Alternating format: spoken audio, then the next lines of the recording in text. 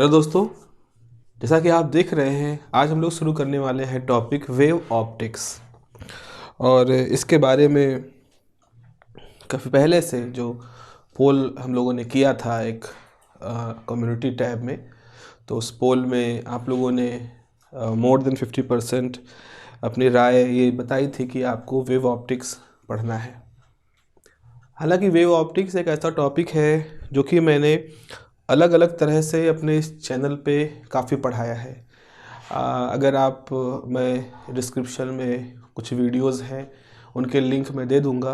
इसी चैनल के हैं, थोड़ा सा पुराने हैं, जिसमें इंटरफेरेंस को काफ़ी डिटेल में हमने बात की, बहुत डिटेल में बात की है। एक एक माइन्यूट से माइन्यूट डिटेलिंग के बारे में उसमें बात की है। तो आप वो डिटेलिंग अगर आप इंटरेस्टेड हैं तो आप उसमें देख सकते हैं। तो अगर बिल्कुल फास्ट फूड कल्चर वाला है कि बस हमें इतना बता दो कि हम पास हो जाएं, तो भी ठीक है, वो भी एक आपकी प्रायोरिटी है। और अगर आप चीज़ों को थोड़ा समझने के लिहाज से सीखना चाहते हैं तो उस तरह का भी कंटेंट यहाँ पर मौजूद है। और हमारी व्यक्तिगत राय ये होती है कि जैसे फास्ट फूड के साथ कहते हैं कि स्वाद के लिए तो वो बड़ा अच्छा लगता है, लेकिन वो एक लॉन्ग टर्म फूड नहीं है और स्वास्थ्य के लिए उसमें कई चैलेंजेस उससे हो जाते हैं। सिमिलरली ऐसा ही कुछ मामला इस तरह के अप्रोच के साथ है, because science is something which is slow pace and absorb, you should absorb it. So if you want to be a good engineer, if you want to be a good science student, then you have to spend time. समय तो देना पड़ेगा। विज्ञान समय मांगता है, समय के साथ ये विकसित हुआ है, समय लेके विकसित हुआ है। तो खैर, जैसी भी आपकी अप्रोच है उसमें हम बहुत कुछ नहीं कह सकते हैं। तो वेव ऑप्टिक्स आपका टॉपिक है। और वेव ऑप्टिक्स कहने का मतलब है कि इसको जब हम पढ़ते हैं तो हम लाइट को एज अ वेव कंसीडर करते हैं। अच्छा, वेव ऑप्टिक्स के अलावा वेव ऑप्टिक्स नाम दे रहे हैं क्योंकि हम एक रे ऑप्टिक्स भी जानते हैं। अगर आप रिफ्लेक्शन मिरर लेंस फार्मूले जब आपने किए होंगे 12th में, तो आप लोगों ने रे ऑप्टिक्स पढ़ा होगा, जहां हम लाइट को रे के थ्रू रिप्रेजेंट करते हैं, उसके अपने अप्रॉक्सीमेशन के तहत वो करते हैं। और ये मान करके चला जा रहा है कि आपने इंटरमीडिएट में ऑप्टिक्स पढ़ी है, इंटरफेरेंस वगैरह सब पढ़ा है। सो अगर मैं कहूँ कि what is the basic definition of interference, तो आप जरा अपने सिलेबस उठा के देखिए। आपके सिलेबस की शुरुआत होती है coherent light sources, then interference in thin film and wedge shape film, और इस तरह से न्यूटन रिंग और वो सब। यानी कि इस सिलेबस की डिज़ाइन इस तरह से हुई है कि वो ये मान के चल रहे हैं, और उनका मानना ऑब्वियस सी बात है, लाजमी है कि आप 12th पास करके आए हो तो you know the what is the meaning of interference and what are the conditions for sustain interference, constructive interference, destructive interference. ये सिलेबस हमसे उम्मीद करता है, उसको पढ़ने वाले स्टूडेंट से उम्मीद करता है कि वो मालूम होगा। इसीलिए सबसे पहला टॉपिक शुरू होता है, that is the coherent sources. लेकिन यहाँ पर मैं यही कहूँगा, अगेन मे बी थोड़ा सा मैं क्रिटिकल हो जाऊँगा, हो सकता है किसी को ये बात अच्छी ना लगे, लेकिन ऐसा होता नहीं है। कई चीज़ों को हम जैसा कि समझने के स्तर के बजाय हम उसको जस्ट समहाउ उसको किसी तरह से गुजर जाए ऐसे समय के रूप में देखते हैं। तो जब हम कंसेप्ट के साथ ऐसा करते हैं तो फिर हमें जब आगे उसकी फिर से ज़रूरत होती है तो फिर हम लगभग उसी चौराहे पे आके खड़े हो जाते हैं कि we don't know where to go, what is this, इस तरह के कुछ सवाल होते हैं। तो खैर, अगर हम पूरा 12th कवर करें और पूरा वो सब कवर करें तब तो हो जाएगी, बहुत लंबा चौड़ा सब काम हो जाएगा उसमें। तो हम शुरुआत करते हैं कोहेरेंट सोर्सेस के साथ में। कुछ ज़रूरी चीज़ें होंगी जिनको कि मुझे बताना पड़ेगा, तो वो मैं बताऊंगा आप लोगों को, जो कोहेरेंट सोर्सेस के साथ जुड़ा हुआ है।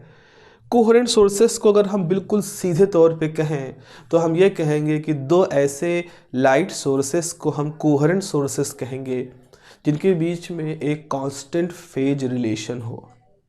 तो हम अगर बिल्कुल टू द पॉइंट एकदम एकदम हिट करें, एकदम मेन टॉपिक पर, बिना इधर उधर की बात करें, तो कोहेरेंट सोर्सेस का सबसे सही परिभाषा जो है, डेफिनेशन है, वो ये है कि the two light sources, light की बात कर रहे हैं तो हम लाइट की बात के लिए लाइट सोर्स इस्तेमाल कर रहे हैं। Two light sources are said to be coherent if they follow a constant phase relation. मतलब हम ये कह रहे हैं कि अगर दो लाइट सोर्स है और उनके बीच का फेज डिफरेंस कांस्टेंट है, अब इस कांस्टेंट में जीरो भी आता है कि मतलब फेज डिफरेंस नहीं है, पर अगर हम कह दें कि दो सोर्सेस को कोहेरेंट कहा जाएगा अगर उसके बीच में कोई फेज डिफरेंस नहीं है, तो ये बहुत ही नैरो डेफिनेशन हो जाएगी। तो सबसे सटीक डेफिनेशन, सबसे जनरल डेफिनेशन ये है कि दो कोहेरेंट सोर्सेस को हम दो कोहेरेंट सोर्सेस या दो लाइट सोर्सेस को हम कोहेरेंट तब कहेंगे, दो के लिए भी हम कह रहे हैं, जब उनके बीच का फेज डिफरेंस कांस्टेंट होता है। अब ये कांस्टेंट कुछ भी हो सकता है।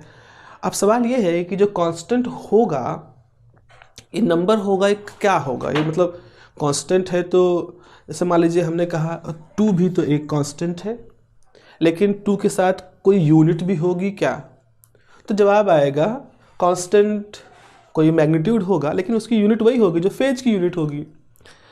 अच्छा, फेज की भी कोई यूनिट होती है, यानी फेज एक क्वांटिटी है जिसकी कोई यूनिट होती होगी, उसी यूनिट में कोई चीज़ कांस्टेंट हो जाती होगी। जैसे अभी हम कहते हैं कि फेज जो होता है उसको हम चाहे तो डिग्री में रिप्रेजेंट कर सकते हैं, चाहे तो रेडियन में रिप्रेजेंट कर सकते हैं। अब यहाँ पर मुझे मेरा जो अनुभव है वो ये कहता है कि most of the students, at least जो इंजीनियरिंग बैकग्राउंड की शुरुआत कर रहे होते हैं, वो फेज के मामले में थोड़ा अनसर्टेन होते हैं। थोड़ा क्या, most of the time uncertain होते हैं। किसी से पूछा जाए अगर ऑफलाइन में, हमने जो पूछते हैं what do you mean by phase, आपके पास जो भी हल्का फुल्का, जो भी भूली बिसरी यादों के रूप में जो भी कुछ हो तो कुछ बताओ, तो वो कुछ परिभाषाएं और कुछ उस तरह की चीज़ें बताते हैं। तो ज़रूरी क्या होता है कि हम फेज को थोड़ा गहरे समझ जाएं, कहीं ना कहीं हमें गहराई में उतरना पड़ेगा ही, थोड़ा फेज को गहराई से समझ जाएं। तो अगर फेज को गहराई से समझ जाओगे या थोड़ी उसकी अंडरस्टैंडिंग ज़्यादा, थोड़ा टाइम स्पेंड कर दोगे, तो इसका मतलब है कि आप फिर उसके कांस्टेंट होने, उसके चेंज होने, उसके टाइम के साथ कांस्टेंट होने, टाइम के साथ चेंज होने, इनको अप्रिशिएट कर पाओगे। अगर ये अप्रिशिएट करना शुरू कर दोगे तो फिर तुम्हारे लिए कोहेरेंसी, इनकोहेरेंट होना कोई बहुत बड़ी बात नहीं रह जाएगी। यू विल इमीडिएटली क्लिक की okay, this is the meaning of being incoherent and this is the meaning of coherent sources. ठीक है, तो ये इसलिए थोड़ा सा हम यहाँ पर हम बात करेंगे। अच्छा, अब अगर आप फेज की बात करना चाहते हो तो आपको वेव की बात करनी पड़ेगी, तो थोड़ा सा आपको वेव के बारे में कहना पड़ेगा। तो वेव को जब समझाना हम शुरू करते हैं तो बच्चों, हम सबसे पहले जो सबसे मूल तरीका है वेव को समझने का, वो ये है कि चलो एक गोल रास्ता मानो, काम चलाओ गोल है, ये उसका सेंटर है, सपोज ये उसका एक सेंटर है, ये उसका सेंटर है। ओके, ये एक पॉइंट ए है, ये पॉइंट बी है, ये पॉइंट सी है, ये पॉइंट डी है। इस तरह से मान लो कोई पॉइंट यहाँ पर है, कोई टाइम चल रहा है t, इस समय t0 है, तो हमने यहाँ पर एक टाइम का ग्राफ बना दिया, और ये जो ग्राफ है, ये ग्राफ क्या दिखा रहा है, ये जो ओरिजिन है, ओरिजिन से अब जैसे x पॉइंट जब यहाँ पहुँचेगा तो इसका जो परपेंडिकुलर होगा उसको हम दिखा रहे हैं। तो ये जो एक्सिस है, y एक्सिस, इसको हम इंस्टेंटेनियस डिस्प्लेसमेंट के रूप में दिखा रहे हैं। तो अब आप देखो, ये जो पॉइंट 0 है, ओरिजिन है, इससे हम इसको मिला दें तो ये हमारी एक रेडियस हो जाएगी। ओके, रेडियस है, और इस पोजीशन को हम थीटा कहेंगे। This is the theta.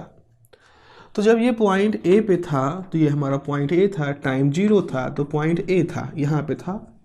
अब ये चलना शुरू करता है, किसी टाइम t1 पे यहाँ पहुँचता है, तब थीटा की वैल्यू मान लो 30 डिग्री होती है। तो जैसे टाइम यहाँ पहुँचा तो थीटा, अब ये क्या हुआ, थीटा 30 डिग्री पहुँचा, और जब थीटा 30 हुआ तो उस समय इसका यहाँ पर ये ओरिजिन से इतनी दूर पे था। तो आपने देखा ओरिजिन से इस जगह पे था, तो आपने यहाँ एक पॉइंट बना दिया। कुछ ऐसा आप सोचें, यहाँ पहुँचा तो यहाँ पे एक पॉइंट बना दिया। अब देखो यहाँ पर फिर T2 पे यहाँ पहुँचा तो हमने इसका लोकेशन यहाँ बना दिया। फिर T3 पे यहाँ पहुँचा तो इसका लोकेशन यहाँ बना दिया। T4 पे यहाँ हुआ, इसका लोकेशन यहाँ बना दिया। T5 पे यहाँ पहुँचा, इसका लोकेशन यहाँ बना दिया। T6 पे यहाँ पहुँचा, इसका लोकेशन यहाँ बना दिया, और T7 पे यहाँ पहुँच गया। तो जरा एक चीज़ देखो जरा आप ये कि जैसे जैसे ये इस पे मूव कर रहा है, हमने कोशिश की कि ये जो डिस्टेंस है लगभग बराबर रखी जाए। इस कोशिश कर सकते हैं, जैसे ये जितना डिस्टेंस है थोड़ा ज़्यादा दिख रहा है, यहाँ है फिर यहाँ है ये, तो हमने इस रास्ते पर लगभग बराबर दूरी पर इस तरह के निशान लगाए। लेकिन उन पॉइंट का जो नॉर्मल था, मतलब इस पॉइंट, मान लो उधर लैम्प जल रहा है, इसकी परछाई यहाँ बनेगी, ये गोला है, ये गोला है, ये गोला है, ये गोला है, ये गोला है। तो आप क्या देख रहे हो, यहाँ तो इन गोलों के बीच की दूरी यहाँ ज़्यादा थी, यहाँ ज़्यादा कम हुई, यहाँ कम हुई और कम हुई और कम हुई, और यहाँ आके 0 हो गई। तो इसका कहने का मतलब ये है कि जब आप T7 पहुँचोगे पॉइंट बी पर, तो बी पे कितना हुआ, बी पे एंगल कितना हो गया होगा, 90 डिग्री हो गया होगा एंगल, है ना। ये है R, 45 डिग्री, कुछ 40 डिग्री, 45 डिग्री, 55 डिग्री, 60, 75, 90। तो हुआ क्या कि जब आपने इस तरह से T1 लिया, T2 लिया, T3 लिया, तो आपके ऐसे गोले बनेंगे। यहाँ से एक गोला इधर, फिर गोला इधर, फिर गोला इधर, फिर गोला इधर, फिर यहाँ, फिर ऐसे। ओके, तो जैसे यहाँ पर गोले, ये जो पाथ के गोले हैं पास पास आ रहे हैं, ऐसे यहाँ पर भी आपको पास पास दिखेंगे। उसके बाद फिर आप, अब ये कब हुआ, ये हिस्सा कब आया, जब आपका T7 हुआ, T7 हुआ। उसके बाद जब आप यहाँ आएंगे T8, तो फिर यहाँ गोला है, फिर उतनी दूरी पर रखा, T9, फिर T10, फिर आप देखोगे लगभग इसके साथ ही ये ओवरलैप जैसा होना शुरू हो जाएगा। तो फिर यहाँ पर भी यही होगा, T8, T9, T10, T11, T12, T13, T14, इस तरह से। यानी कि जब आप इधर घूम रहे हो, जब आप इस तरफ से आ रहे हो, तो अब की बार ये जो गोले बन रहे हैं वो इस तरफ मूव कर रहे थे। जब यहाँ A से B की तरफ जा रहे थे तो ये जो फुट था वो ऊपर की तरफ चल रहा था, ये जो प्रोजेक्शन था। B से C की तरफ जा रहे हो तो नीचे की तरफ आ रहे हो। जैसे C आए तो आप A से बिल्कुल 180 डिस्टेंस पे आ गए, 180 डिस्टेंस पे आ गए। तो ये वाला जो पोजीशन है, मान लो ये T14 है, 7 से 8, 9, 10, 11, 12, 13, 14 करके यहाँ पे आ गए, बिल्कुल जहाँ A थे उससे अपोजिट। फिर आप जब यहाँ आए तो इस तरह से आपके पास यहाँ सर्किल बनेंगे, और फिर सर्किल बनते बनते इस तरह से पास पास यहाँ बन जाएंगे। यानी इसी तरह से आपके गोले इस तरह करते करते यहाँ और फिर आगे। तो अगर हम इन सबको मिलाना शुरू कर दें तो इस तरह का एक वेव फॉर्म हमारे सामने बन जाएगा। तो जब इस सर्किल पर कोई पॉइंट, जो एक्स पॉइंट है, जो कट बनाया है, ये मूव कर रहा है सर्किल पर, तो उसी हिसाब से उस अलग अलग समय पे उसका थीटा चेंज हो रहा है, और उसी जिस पर्टिकुलर पोजीशन पे एक थीटा है, उसी पर्टिकुलर पोजीशन पर हमने ओरिजिन से एक डिस्प्लेसमेंट भी दिखा दिया। तो इसका मतलब है कि जब पार्टिकल A से B पहुंचा, यानी कि ये पोजीशन था, जब पार्टिकल A पे था तो उसका जो प्रोजेक्शन था वो 0 था। जैसे जैसे A से बढ़ना शुरू किया, यहाँ आ गया। तो जब A से लेकर के आप B तक पहुँचे तो ये वाली जो पोजीशन थी, नहीं, A से लेकर B तक, सॉरी, ये B है, ये है B, ये है C, इस तरह से। तो जब आप A से B तक पहुँचे तो यहाँ तक जाने में थीटा के टर्म में अगर कहो तो यहाँ पर थीटा आपका 0 था, यहाँ थीटा 90 हो चुका था। फिर जब आप सी पे पहुँचे तो यहाँ पर थीटा 180 हो चुका था, फिर ऐसे ही 270, और फिर जब आप यहाँ आए तो थीटा 360 हो चुका है। यानी कि एक, इसीलिए हम कहते हैं एक पूरा साइकिल पूरा हो गया। खास बात चीज़ देखो, हम जो कहते हैं ना हाफ साइकिल फुल साइकिल, तो हाफ साइकिल का मतलब ये नहीं है कि जो वेव लेते हो इसमें ये बिल्कुल हाफ सर्किल नहीं होता है और ना ये हाफ सर्किल होता है।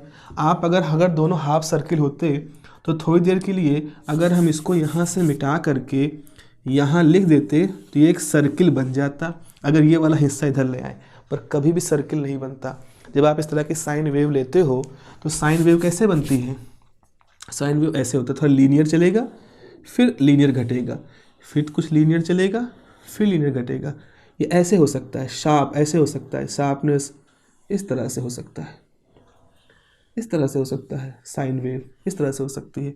यानी कि ये ऐसे होगी, ये हाफ साइकिल फिर ये हाफ साइकिल, यानी कभी भी इसको अगर इसके नीचे रखोगे तो तुम्हें एक सर्किल कभी नहीं दिखेगा, तुम्हें ऐसा कुछ स्ट्रक्चर दिखाई पड़ेगा। तो सवाल ये आता है कि अगर ये हिस्सा हाफ सर्किल जैसा नहीं है, सर्किल या साइकिल जैसा नहीं है, तो इस पोर्शन को हम पॉजिटिव हाफ साइकिल, इसको नेगेटिव हाफ साइकिल क्यों कहते हैं? ये नाम यहाँ से समझा जा सकता है। जिस समय पार्टिकल ए से चलते हुए बी को तय करते हुए सी तक आता है तो वो इस सर्कुलर पाथ के पॉजिटिव पोर्शन, पॉजिटिव मतलब हम कार्टेशियन सिस्टम का ले तो ये वाला हिस्सा पॉजिटिव हिस्सा, इस हिस्से को तय करता है तो आपका ये हिस्सा बनता है। तो इस हिस्से को हम पॉजिटिव हाफ साइकिल इसलिए कहते हैं क्योंकि ये जिस मोशन के साथ, जिस सर्कुलर पाथ पर पार्टिकल के घूमने के साथ जुड़ा हुआ है, तो ये वाला जो ए से सी तक का जो पॉजिटिव हाफ साइकिल है उसका जो मोशन होता है इसको ये बिलोंग करता है। So this is called the positive half cycle. And जब ये यहाँ से सी से लेकर के यहाँ होते हुए ए तक जाता है तो इसके निगेटिव पोर्शन को तय कर रहा है। So this is called the negative half cycle. Okay, I hope you got the point. Most of the things are very basic, very basic. So एक तरह से हम फिर से उन बेसिक्स को फिर से रिवाइव कर रहे हैं, ठीक है। अब इसमें हम बहुत सारे टर्म दिखा सकते हैं। अगर हम डिस्टेंस के रूप में देखें तो यहाँ से लेकर यहाँ तक की, अभी तो टाइम का स्केल है ना, अभी तो क्या हुआ, यहाँ से लेकर के यहाँ तक का जो इतना टाइम लगा है, this time is called the time period. मतलब पार्टिकल का ए से चल के बी होकर के सी होकर के डी से फिर ए तक जाने में, एक पूरा चक्कर लगाने में जितना समय लगा, that is called the time period, एक पूरा चक्कर करने में। अच्छा, अगर हम 1 सेकेंड की बात करें, 1 सेकेंड में कितनी बार ये चक्कर लगा लेगा, that is called the frequency. अगर हम इस वेव की बात करें तो आप देखोगे ये पॉजिटिव हाफ साइकिल है, एक नेगेटिव हाफ साइकिल है। अगर हम इसको डिस्टेंस में नापें तो जो डिस्टेंस होती है, this distance is called the wavelength. Lambda से हम इसको रिप्रेजेंट करते हैं, ठीक है ना, इस तरह से होता है। अब जरा आते हैं फेज, कहाँ फेज का रोल कैसे आया। तो फेज का रोल तब हम समझ पाएंगे जब हम दो तरह के मोशन को होते, 2 तरह के पॉइंट हम इस सर्किल पे घूमता हुआ बनाएं। अभी जब ये वीडियो ख़त्म होगा तो आखिरी में आपको कुछ 40 सेकेंड 1 मिनट का एक एनिमेशन वाला वीडियो दिखेगा। मे बी उसमें वॉइस नहीं होगा, वो सिर्फ एनिमेशन होगा। उस एनिमेशन को आप ध्यान से देखिएगा और उसको बार बार ध्यान से देख करके ये समझने की कोशिश करिएगा कि उसमें कैसे पॉइंटों के फेज डिफ़र हो रहे हैं, सेम फेज है, आउट ऑफ फेज है, हर तरह की स्थिति वहाँ पर बताई गई होगी। काफ़ी अच्छा सा वो एनिमेशन मुझे मिला है तो मैंने उसको वीडियो में इंसर्ट किया है, आप उसे ज़रूर देखिएगा और कोशिश करिएगा उसको समझने की। और यही जितना कुछ हम यहाँ बात कर रहे हैं, इतनी जानकारी से आप उस वीडियो को अच्छे से समझ सकते हैं। यू हैव टू जस्ट थोड़ा सा आपको अपना प्रेशर डालना पड़ेगा अपने समझने की शक्ति पर। चलिए अब हम ज़रा समझते हैं कि कैसे हम फेज का रोल कब आएगा, फेज हमारे लिए क्यों आवश्यक हो जाएगा इस सब कहानी में समझाने के लिए। यह देखिए, ये हमारा सर्कुलर पाथ है, ठीक है, इस हमारा सर्कुलर पाथ है। चलो रेस हो रही है, एक चोर है, ये पुलिस है, ये पुलिस की कार है, और ये आपकी चोर की कार है, ये चोर वाली कार है, ये पुलिस वाली कार है। ये भी एक सर्टेन स्पीड है, 70 की स्पीड चल सकती है, ये भी 70 की स्पीड चल सकती है, लेकिन पुलिस की कार यहाँ है, चोर की कार यहाँ पर है। तो अब हम इनके मोशन को शुरू करने से पहले जरा सा इनका बिहेवियर देखते हैं। तो यहाँ बिहेवियर कुछ इस तरह से है कि कुछ ऐसा हम सोचें कि जब पुलिस यहाँ पर है ए पॉइंट पर, उस समय चोर है बी पॉइंट पर, है ना। यहाँ से देखिए बी पॉइंट है, ओके। तो अब पुलिस की कार यहाँ से चलना शुरू करती है, उसी समय चोरों कार भी यहाँ से चलना शुरू करती है, और इस रास्ते से होते होते द मोमेंट पी, जब ये पुलिस वाली कार है ये पॉइंट ए से बी तक पहुँचती है, यानी कि पुलिस की जो कार है ए से तो बी तक पहुँची, तब तक बी वाले जो लोग हैं, इसको हम डैश लाइन से दिखाएं, वो कहाँ पहुँच चुके हैं, सी पर, है ना, वो सी पे पहुँच चुके हैं। तो अब हमें ये देखना है कि ये बी से सी की तरफ बढ़ रहे हैं, और आप जो है वो उसके पीछे पीछे चल रहे हैं। आप ए से बी की तरफ जा रहे हैं, वो बी से सी की तरफ जा रहे हैं। तो यहाँ पर क्या होगा, अगर इस समय इनके बीच में 90 डिग्री का अंतर था, तो द मोमेंट ये कार यहाँ पहुँची, ये कार यहाँ पहुँची, अभी भी इनके बीच में 90 डिग्री का अंतर बना हुआ है। यानी हम ये कहेंगे कि हमारे जो चोर और पुलिस हैं, इस रेस में चोर हमेशा 90 डिग्री आगे है, लीड एक तरह से कह रहे हैं। तो वो हमेशा 90 डिग्री आगे है। वो इसलिए आगे है क्योंकि दोनों की स्पीड सेम है, इस वजह से है। अब इसको ग्राफ पे हम कैसे शो करेंगे, तो ज़रा देखें ग्राफ पे कैसे शो करते हैं इस चीज़ को। इसको शो करने का तरीका ये है कि अगर हम ये वाला कर्व बना रहे हैं पुलिस के लिए, तो हम ये वाला कर्व बनाएंगे चोरों के लिए, इस तरह का कर्व। ये कुछ ऐसा कह रहे हैं कि जब पुलिस 0 शुरू कर रही थी तो चोर ऑलरेडी किसी डिस्टेंस, किसी डिस्प्लेसमेंट पे यहाँ से थे। जब वो यहाँ पहुँचे, जब वो ये 90 डिग्री पे पहुँचे, तो वो अपने हिसाब से 180 पे आ गए। जब ये 180 पहुँचे तो वो 270 पे आ गए। जब ये 270 पे पहुँचे तो ये 360 पे आ गए। यानी कि ऐसा है, ये जब ए 0 पे था तो ऑलरेडी शुरुआत ही इनकी 90 पे थी। ये घूमते घूमते घूमते घूमते यहाँ आए, ए पहुँचे 90 पर, इसको ऐसे समझिए 90 पहुँचे, तब तक ये जो थे 180 पहुँच गए। मतलब ये ऐसा है, इस तरह का है। इसको हम ऐसे समझ लें, ये चोरों वाला हिस्सा ऐसा है। तो चोरों के अगर इसको हम पूरा कर दें तो ये चोरों के लिए 180 है, जबकि ये चोर के यहाँ 180 डिग्री पे आ गए इस पॉइंट के रेफरेंस में, लेकिन ये यहाँ पे पहुँचे। फिर जब ये चोर यहाँ पहुँचे, यानी कि जब चोर यहाँ पहुँचे अपने 270 डिग्री पर, ये है 270, तो ये पुलिस यहाँ पहुँची 180 पे, तो पुलिस पहुँची इस 180 पर। तो हम यहाँ पर देख रहे हैं कि ये जो चोर पुलिस की रेस चल रही है, इसमें हमेशा एक डिफरेंस बना हुआ है, 90 डिग्री का डिफरेंस है। वो डिग्री के टर्म में दिखाने सबसे आसान है। यहाँ पे दिखा 90 डिग्री का अंतर यहाँ पे दिख रहा है। तो इस चीज़ को आप यहाँ से भी देख सकते हो, वो इस ग्राफ में भी दिख रहा है कि इन दोनों के जो पीक है वो साइमल्टेनियसली एक साथ 0 नहीं होते हैं, एंगल का डिफरेंस है। तो अगर हम एंगल के टर्म में कहें 0 है, ये 90 है, ये 180 है, ये 270 है, ये 360 है, तो आप देख रहे हो कि जब ये 0 है तो यहाँ पर है, जब ये 90 पहुँचे तो ये अपने वेव के 180 पहुँचे, जब ये यहाँ पहुँचे तो 70 पे तो 180 पहुँचे। तो एक लैग बना हुआ है इनके बीच में। और अगर ये दोनों की स्पीड 70 किलोमीटर प्रति घंटा की रफ्तार से चल रहे हैं तो हमेशा चोर पुलिस से 90 डिग्री आगे रहेंगे। तो इस चीज़ को हम अब कहने वाले हैं कि यहाँ पर हमारे ये दोनों, अगर इन चोर पुलिस की दोनों गाड़ियों को हम वेव से रिप्रेजेंट कर रहे हैं, तो जो ये वेव है और ये वेव है, इनके बीच में एक फेज डिफरेंस आ गया, कितनी डिग्री का, 90 डिग्री का। तो यहाँ से एक परिभाषा निकल के आती है फेज के बारे में। What is phase? Phase is a factor, a physical factor that represented the instantaneous position of a point on the wave. कोई वेव है, जैसे देखो ये घूम रहा है, ये पूरा एक सर्किल है। किसी सर्किल पर जब पुलिस की गाड़ी यहाँ थी तो चोर की गाड़ी कहाँ होगी, ठीक उससे 90 डिग्री पर यहाँ पर।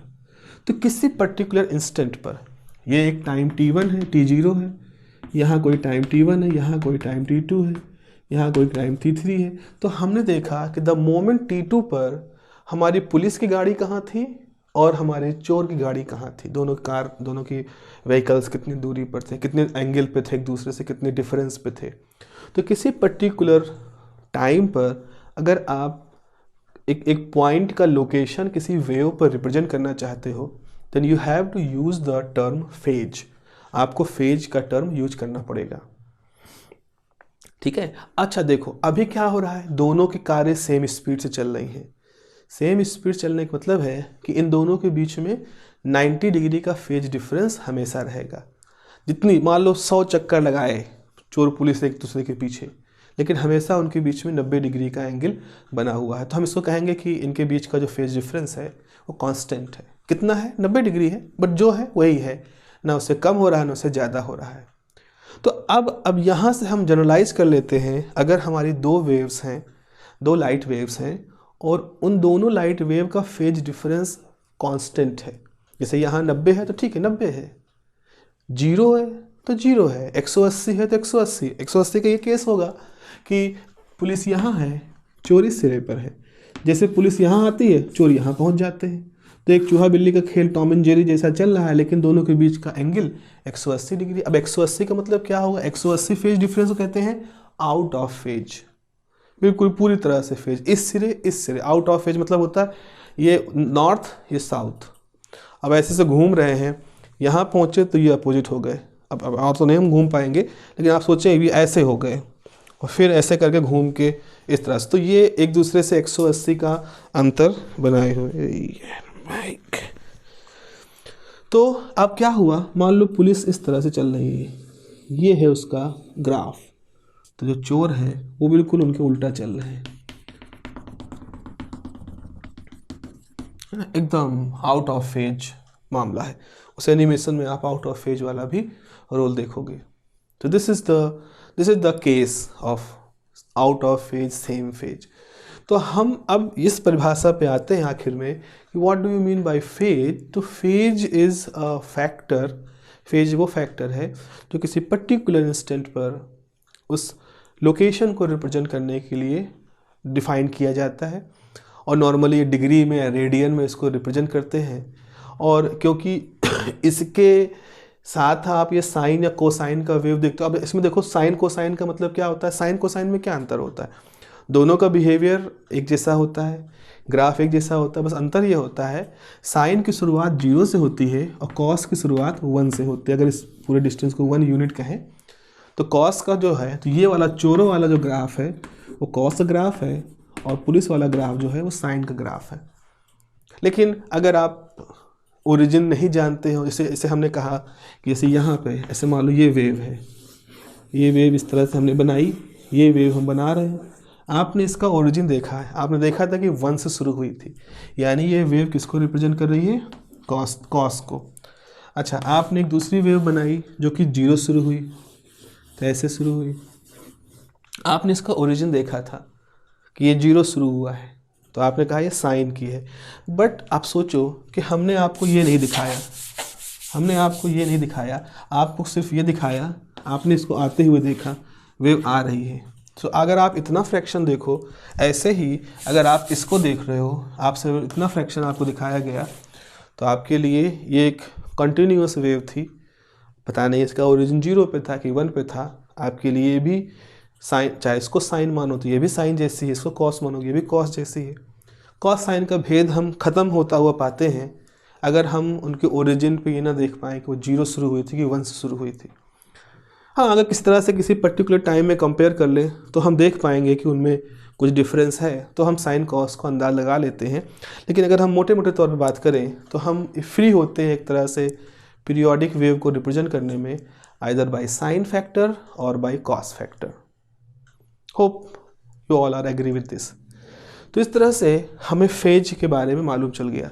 अब रही सही बात कोहेरेंसी की, तो दो वेव्स, जैसा कि मैं बार बार कह चुका हूँ, दो वेव्स कोहेरेंट तब कही जाएंगी जब उनके बीच का फेज डिफरेंस समय के साथ चेंज ना हो, यानी कि कांस्टेंट हो, टाइम से इंडिपेंडेंट हो।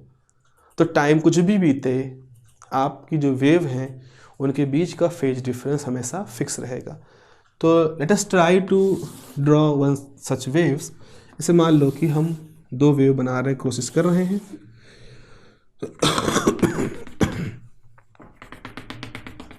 कुछ मार्कर्स बना लेते हैं ताकि हम कोहेरेंसी को अश्योर कर सकें। जैसे यहाँ पर हमने ऐसे कुछ बनाया, कुछ ऐसा है,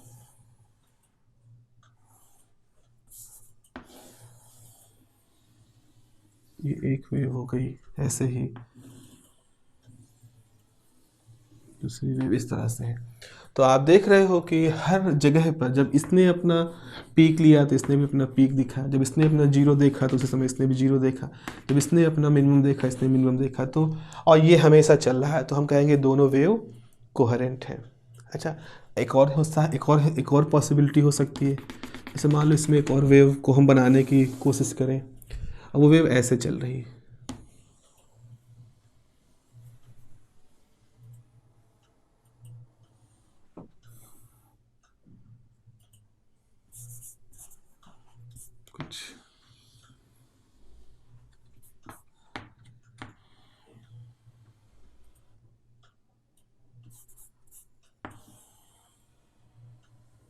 कुछ इस तरह से है।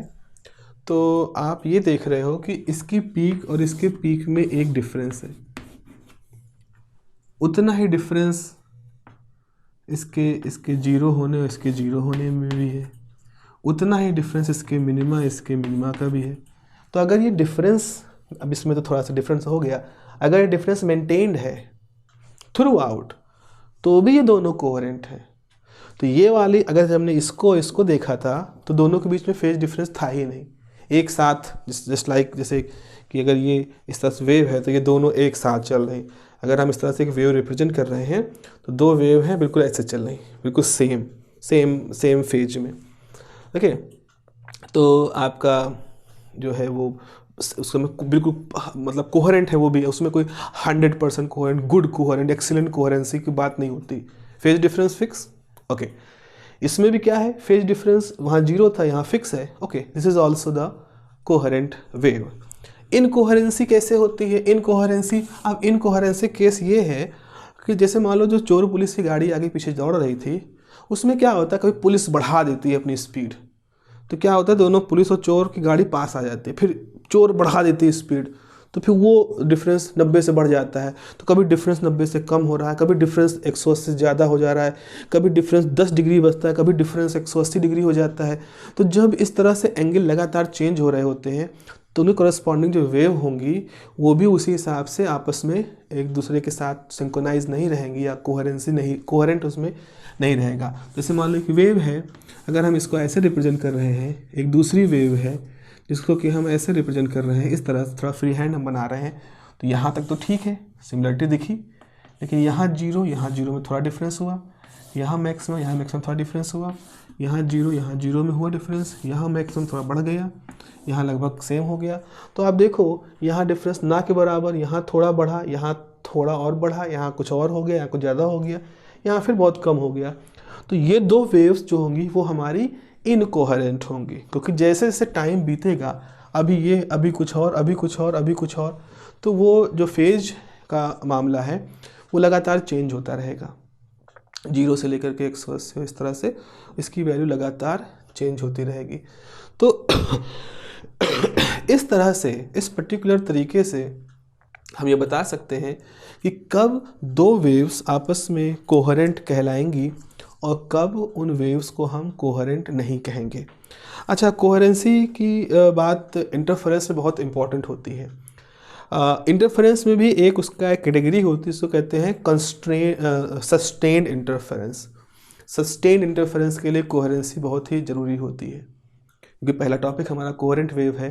तो हम धीरे धीरे उसकी तरफ बढ़ रहे हैं, उसके बारे में बात करने की जो शुरुआत हम लोग करेंगे तो हम ये कहेंगे कि कोहेरेंसी क्या ऐसा, तो सोचो एक इसका उल्टा सवाल पूछते हैं, क्या बिना अगर दो वेव्स कोहेरेंट नहीं हैं तो क्या इंटरफेयर नहीं करेंगी? सवाल का जवाब है बिल्कुल करेंगी। इंटरफेरेंस जैसा इसका शब्द है वैसे इसका मतलब भी है। स्पेस में जब दो वेव एक दूसरे के क्षेत्र में प्रवेश कर जाती हैं तो वो उनके बीच में सुपरपोजिशन होता है, और उस सुपरपोजिशन के दौरान उनकी एनर्जी का रीडिस्ट्रीब्यूशन होता है। ये बिल्कुल वैसा है जैसे कि आपका कोई इलाका है, आप इलाका मतलब आपका कोई बिजनेस एरिया है, आप जहाँ अपना बिजनेस करते हो, फिर कोई दूसरा व्यक्ति आता है वो भी वहीं पर अपना बिजनेस करता है, आपकी दुकान है, आपके कुछ ग्राहक हैं उस एरिया में, फिर दूसरा व्यक्ति आएगा वो भी, अब उनके भी वही ग्राहक होंगे चूँकि उस एरिया में वही लोग रह रहे हैं। फिर क्या होगा, वो लोग जो पहले सिर्फ आपसे सामान खरीदते थे उनमें से कुछ लोग उसके पास जाके सामान खरीदना शुरू करेंगे। यानी कि जब दोनों का ये वर्किंग एरिया एक ही जैसा एक ही हो जाएगा तो एक रीडिस्ट्रीब्यूशन क्रिएट हो जाएगा, ग्राहकों के संख्या में एक रीडिस्ट्रीब्यूशन क्रिएट हो जाएगा। वैसा ही कुछ यहाँ पर भी होता है। तो this redistribution of energy, redistribution of intensity आप कह लो, this is called the interference. इसी को हम इंटरफेरेंस कहते हैं। This redistribution of energy is called the interference. But सवाल ये है कि क्या आप इस इंटरफेरेंस को एक्सपेरिमेंटली देख सकते हो? अगर ये इंटरफेरेंस टाइम के साथ इसका जो पैटर्न है, जो रीडिस्ट्रीब्यूशन है वो फिक्स रहे, आप इसको देख सकते हो, तो इसका मतलब है कि वो सस्टेन कर रहा है इंटरफेरेंस। यानी अगर आप बिल्कुल आइडेंटिफाई कर ले जाओ कि इस इलाके में ये व्यक्ति इनके यहाँ खरीदेगा सामान और ये व्यक्ति हमारे यहाँ खरीदेगा, ये फिक्स हो जाए, तो यानी कि ये बंटवारा बिल्कुल फिक्स है। अब ऐसा है कि मान लो एक व्यक्ति है, सुबह आता है तो हमारे यहाँ सामान खरीदता है, दोपहर में गया इनके यहाँ खरीदा, फिर शाम को आया हमारे यहाँ खरीदा, फिर 1 घंटे बाद आया इनके यहाँ खरीदा। तो आपको पता ही नहीं चल रहा है, या दोनों में से किसी को पता नहीं चल रहा है कि ये जो इंटरफेरेंस है बंटवारा है किस तरह का। बंटवारा तो है क्योंकि वो व्यक्ति हमेशा आपके पास आके सामान नहीं खरीद रहा है, वो दोनों तरफ आता जाता है। तो ये जो वर्गीकरण हो रहा है, जो डिस्ट्रीब्यूशन हो रहा है, ये टाइम के साथ फिक्स नहीं है, ये चेंज हो रहा है। तो ऐसी स्थिति में आप क्या करोगे, आप क्या कहोगे कि हमारे यहाँ इंटरफेरेंस तो है लेकिन वो इंटरफेरेंस टाइम के साथ सस्टेन नहीं कर रहा है, तो उसको हम कहेंगे अनसस्टेन इंटरफेरेंस। और अगर वो सस्टेन कर रहा है तो उसे कहेंगे सस्टेन इंटरफेरेंस। मतलब क्या हुआ, इसका एक और मतलब समझो। सस्टेन इंटरफेरेंस अगर है तो उसको आप एक्सपेरिमेंटली देख सकते हो, माइक्रोस्कोप के थ्रू देख सकते हो, अपने ऑप्टिकल इंस्ट्रूमेंट के थ्रू देख सकते हो। वो जब बंटवारा होगा तो उस बंटवारे को आप दिखा सकते हो। आप कल को किसी को बुला के दुकान में बैठा सकते हो और कह दावा कर सकते हो कि इस इलाके के लोग मेरे यहाँ ग्राहक हैं और उस इलाके के लोग उसके यहाँ ग्राहक हैं, और वो व्यक्ति देख सकता है कि हाँ उस रीजन के लोग वहीं आके सामान लेते हैं, इस रीजन के लोग यहीं आके सामान लेते हैं। तो एक तीसरा आदमी भी इस ऑब्जर्वेशन को स्टडी कर सकता है। क्यों? क्योंकि वो जो इंटरफेरेंस है, वो जो डिस्ट्रीब्यूशन है, वो ऑब्जर्व किया जा सकता है, किसी थर्ड पार्टी के द्वारा भी उसको देखा जा सकता है। यानी सस्टेन कर रहा है, टाइम के साथ चेंज नहीं हो रहा है। लेकिन अगर कोई चीज़ लगातार बदल रही तो आप दावा ही नहीं करोगे। कल को पता लगा उस रीजन का आदमी आके आपसे खरीदा, इस रीजन का आदमी यहाँ खरीदा, और कल को वो वहाँ चला गया, वहाँ चला गया। या तीसरा आदमी बैठा है तो उसको तो कुछ पता ही नहीं चलेगा। उसको कहेगा यार तुम्हारे यहाँ तो सब तरह के लोग आते हैं और सब सामान खरीदते हैं, तुम कहाँ दावा कर रहे हो कि रीडिस्ट्रीब्यूशन हुआ है, इसकी वजह से हमारे ग्राहक बट गए हैं। आपको मालूम है चूँकि आप तो उसके हिस्से हो, बट एक थर्ड ऑब्जर्वर, एक थर्ड पार्टी उसको ऑब्जर्व नहीं कर सकती। तो अगर हम प्रैक्टिकली इंटरफेरेंस की स्टडी करना चाहते हैं, हम चाहते हैं उस डिस्ट्रीब्यूशन को देखें, हम चाहते हैं उस डिस्ट्रीब्यूशन की प्रॉपर्टी की स्टडी करें, उसकी स्टडी करके हम कुछ कैलकुलेशन करें, कुछ मेजर कर सकें, वेवलेंथ मेजर कर सकें, रिफ्रैक्टिव इंडेक्स मेजर कर सकें, या हम ऐसा कोई इंस्ट्रूमेंट बना सकें जो कि उसकी सेंसिटिविटी को ऑब्जर्व कर सके, तो आपको सस्टेन इंटरफेरेंस की आवश्यकता होगी।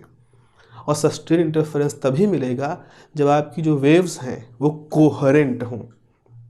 अगर वो वेव कोहेरेंट नहीं रहेंगी तो आप इंटरफेरेंस तो होगा बट वो इंटरफेरेंस सस्टेन नहीं करेगा, टाइम के साथ चेंज होगा, और इस वजह से आप कभी भी इंटरफेरेंस पैटर्न नहीं देख पाओगे। पैटर्न नहीं देख पाओगे तो आप उसके ऊपर कोई भी प्रॉपर्टी के ऑब्जर्वेशन नहीं कर सकते।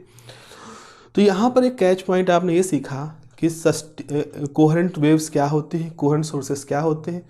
दो लाइट सोर्स जिनसे निकलने वाली लाइट वेव पूरी तरह से एक ही जैसी हो, एक ही सेम फेज में हो, या उनके बीच का फेज डिफरेंस फिक्स हो, उनको हम कोहेरेंट वेव्स कहते हैं। और ये वेव्स का इंटरफेरेंस हमें पढ़ना इसलिए ज़रूरी होता है, कोहेरेंट वेव्स का इंटरफेरेंस पढ़ना हमें इसलिए ज़रूरी होता है क्योंकि इस तरह की वेव की वजह से जो इंटरफेरेंस होता है वो इंटरफेरेंस टाइम के साथ सस्टेन करता है, यानी कि सस्टेन इंटरफेरेंस को प्रोड्यूस करता है। अगर वेव्स इनकोहेरेंट हैं तो जो इंटरफेरेंस होगा वो अनसस्टेन्ड होगा, जो कि प्रैक्टिकली हमारे लिए पॉसिबल नहीं है उसकी स्टडी कर पाना।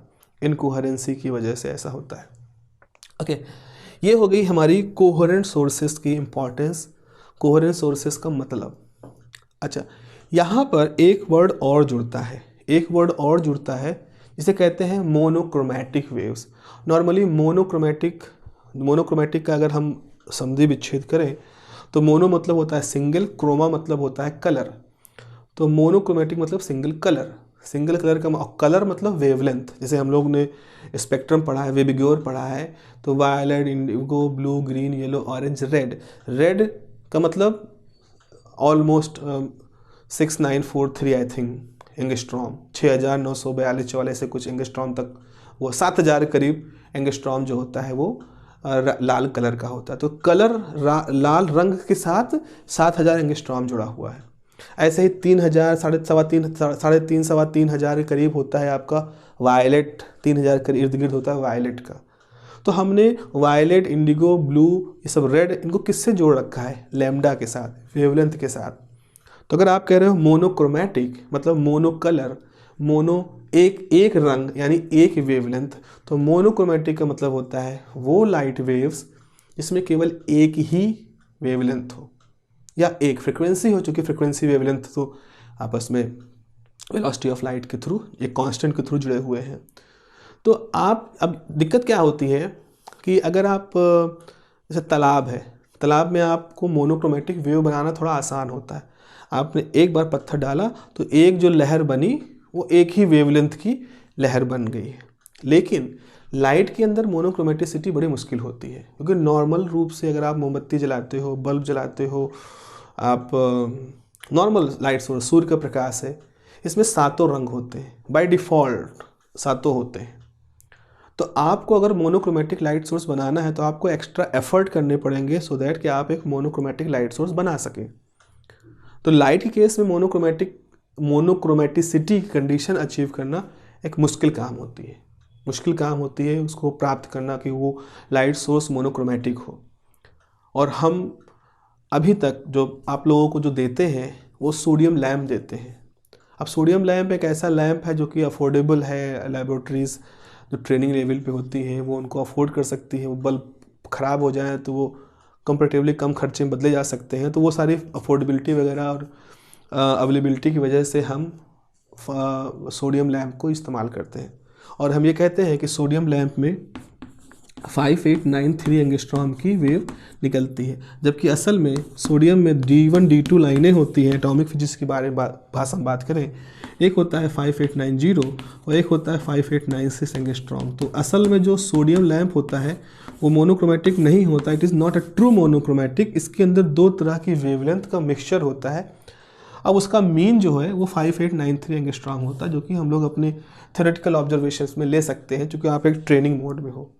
लेकिन आप बहुत प्रिसाइज होकर के जाओ तो आपको लेज़र यूज करना पड़े। जैसे रूबी लेजर है, तो रूबी लेजर जो होता है वो इट इज़ जो अब तक का सबसे सटीक मोनोक्रोमैटिक लाइट सोर्स बनाया है इंसानों ने, वो एक लेज़र है। रूबी लेजर की बात करें तो रूबी लेजर की फंक्शनिंग ऐसी होती है, इस तरह के उसमें स्टिमुलेटेड एमिशन की जो प्रोसेस होती है वो ऐसी कोहेरेंट प्रोसेस बाय डिफ़ॉल्ट होती है कि जो वेव निकलती है वो ऑलमोस्ट मोनोक्रोमैटिक होती है। अगर हम कहें कि जो वेव निकल रही है रूबी लेजर से, क्या वो बिल्कुल मोनोक्रोमैटिक है?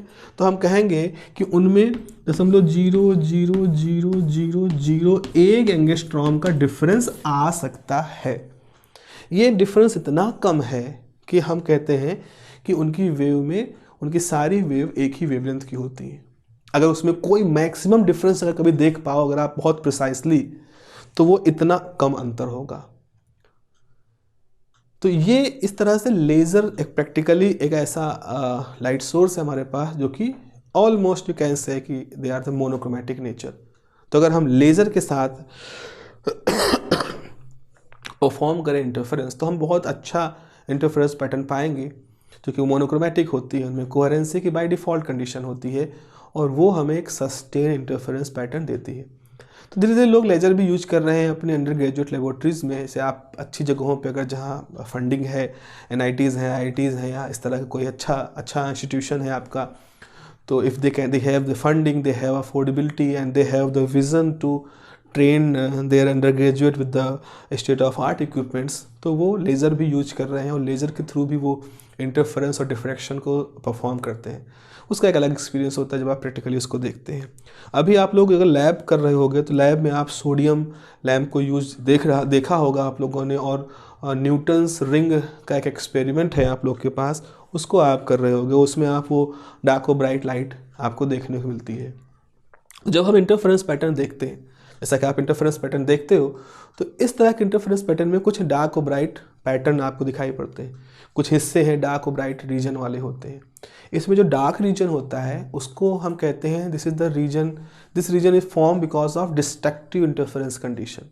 डिस्ट्रक्ट मतलब वहाँ से एनर्जी का एक डिस्ट्रक्शन तो नहीं होगा, एनर्जी तो डिस्ट्रक्ट नहीं की जा सकती, लेकिन उसको डिस्ट्रक्टिव कहने का कारण ये होता है कि वहाँ से एक शिफ्टिंग होती है, और वो भी बात करेंगे आगे थोड़ा सा इसके बारे में। और जहाँ पर आपको ये जहाँ आप ब्राइट रीजन देखते हो, इन रीजन को हम कहते हैं कंस्ट्रक्टिव इंटरफेरेंस के रीजन। तो बजाय डिस्ट्रक्टिव और कंस्ट्रक्टिव कहने के प्रिंसिपली उसको समझते रहिए। उसको आप कहोगे डिस्ट्रक्टिव मतलब डार्क फ्रिंज और कंस्ट्रक्टिव मतलब ब्राइट फ्रिंज। तो डार्क फ्रिंज और ब्राइट फ्रिंज ये दो तरह की पैटर्न बनते हैं, और ये डार्क और ब्राइट फ्रिंज अल्टरनेट तरीके से बनते हैं, एक डार्क एक ब्राइट, एक डार्क एक ब्राइट, इस तरह से बनते हैं। Again if you are really interested into this whole discussion in detail, then आप डिस्क्रिप्शन के वो जो हमारे कुछ पुराने लेक्चर हैं ऑप्टिक्स के, डिटेल लेक्चर हैं, उनको आप देख सकते हो। हाल फिलहाल अगर हम AKTU की जो आपका सिलेबस है उसकी बात करें, तो हम सिर्फ और सिर्फ कोहेरेंट सोर्सेज तक ही अपने आप को लिमिटेड रखेंगे, क्योंकि वही आपका सिलेबस है और सिलेबस के हिसाब से आपको अपने एग्जामिनेशन को प्रिपेयर करना है। तो आप उम्मीद है आप समझ रहे होंगे what do you mean by coherent. Two waves are said to be coherent, two light waves are said to be coherent if they have a constant phase difference with respect to time, most of the case with respect to time. तो और इसकी वजह से होना क्या है, इसकी वजह से हम एक सस्टेन इंटरफेरेंस पाएंगे, एक ऐसा इंटरफेरेंस पैटर्न जो कि टाइम के साथ बना रहता है। अगर हमने इनकोहेरेंट सोर्सेस ले लिया तो क्या हम इंटरफेरेंस देखेंगे? बिल्कुल देखेंगे, लेकिन वो इंटरफेरेंस ऐसा होगा जो कि सस्टेन नहीं करेगा टाइम के साथ। तो आप कभी भी कोई भी ऐसा पैटर्न नहीं देख पाओगे जिसकी एक्सपेरिमेंटली आपको ऑब्जर्वेशन ले पाओ। इसलिए कोई भी इंस्ट्रूमेंट आप उस पर डिज़ाइन नहीं कर सकते, क्योंकि पैटर्न आपको बनेगा ही नहीं, आप देख ही नहीं पाओगे उसको। बने मतलब इतनी तेज़ी से चेंज होगा कि आप उसको ऑब्जर्व नहीं कर पाओगे। तो ये है कोहेरेंट सोर्सेस की इंपॉर्टेंस। अगले केस में, अगला जो हमारा केस होगा, जो हमारा अगला टॉपिक है, उसमें हम थिन फिल्म इंटरफेरेंस पढ़ेंगे। अब थिन फिल्म इंटरफेरेंस आपने कहाँ होता हुआ देखा है? जो आप साबुन के बुलबुलों में रंग तैरता हुआ देखते हो, या जो किसी सतह पर तेल गिरा है, ऐसे आप कहीं तेल गिरा है, अचानक से बारिश हो गई, सड़क पे पानी फैल गया और तेल भी उस पर फैला हुआ है, तो आप देखोगे वहाँ पे कुछ रंग बिरंगा सा इंद्रधनुषीय रंग वहाँ बिखरे होते हैं, जो तेल के वजह से होते हैं। तो जो ऑयल फिल्म में कलर आपको दिख रहे हैं और वो जो साबुन के बुलबुले में आपको रंग दिख रहे हैं, ये सब थिन फिल्म इंटरफेरेंस के बिल्कुल जीवंत उदाहरण हैं। इनको आप आम जीवन में देख सकते हो। तो हम उसकी कुछ थ्योरी पढ़ेंगे कि किन किन शर्तों के तहत हम उसको देखते हैं, हम उन रंगों को देख पाते हैं, किन किन शर्तों के तहत वो बनते हैं, पार्ट डिफरेंस की शर्तें क्या होती हैं, फेज डिफरेंस की शर्तें क्या होती हैं। And my suggestion is to just revise these things from your 12th class. थोड़ा सा उसको रिवाइज कर लोगे, कुछ बेसिक चीज़ें देखनी, आप कुछ रटना नहीं, कुछ याद करना नहीं, जस्ट टू रिकैप आप कर लो। देन आप अगर वापस यहाँ पे आओगे तो आपको चीज़ें थोड़ा सा और समझ में आएंगी। ठीक है, तो नेक्स्ट क्लास में हम लोग डेरिवेशन करेंगे, मैथमेटिकल डेरिवेशन, जो आपके सिलेबस में पूछा जाता है, आपके क्वेश्चन एग्जाम में आते हैं कि थिन फिल्म इंटरफेरेंस के लिए इंटरफेरेंस पैटर्न दिखाइए, उसका मैथमेटिक्स दिखाइए और शो करिए कि रिफ्लेक्टेड लाइट और ट्रांसमिटेड लाइट का जो इंटरफेरेंस पैटर्न होता है थिन फिल्म में वो एक दूसरे का कॉम्प्लीमेंट्री होता है। तो ये पूरा एज इट इज़ क्वेश्चन ही आपसे एग्जाम में पूछा जाता है, जो कि सबसे महत्वपूर्ण है इसका। देन अगर थिन फिल्म पढ़ लिया, फिर हम वेज शेप को उसमें मॉडिफाई कर देंगे, और देन हमारा आखिरी टॉपिक इंटरफेरेंस का जो है, जो कि आपके सिलेबस में है, that is the Newton's ring, फिर हम उसको पूरा कर लेंगे। ठीक है, तो चलिए फिर मिलते हैं अगली क्लास में। Have a nice day, take care, bye bye.